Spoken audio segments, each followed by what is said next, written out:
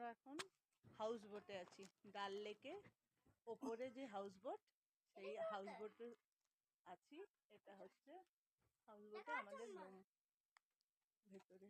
কাশ্মীরের house boat জলের মধ্যে সবাই মানে হাউস বোটে থাকবো এরকম একটা এক্সাইটমেন্ট থাকে সবারই, আমারও ছিল তাই।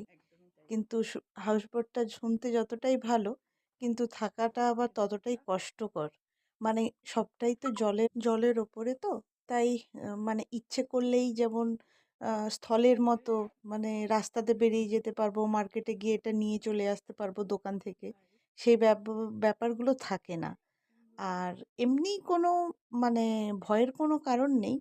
তো খুব যে কষ্টদায়ক সেটাও না, আবার খুব আরাম করে থাকবো এরকম ব্যাপারও ঠিক না। তো যাই হোক, আমার অভিজ্ঞতা বলছে হাউস বোটে ওই এক রাত্রেই ঠিক আছে। এর থেকে বেশি মানে আমাদের জন্য খুব কষ্টকর হয়ে যাবে হয়তো। তো সব যেহেতু বেড়াতে গেছিলাম তো সব রকম অভিজ্ঞতা একটু থাকাই ভালো।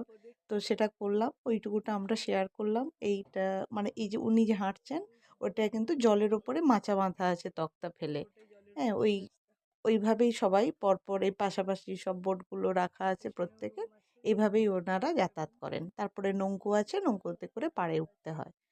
এইভাবেই এই শেয়ার করলাম তোমাদের সাথে।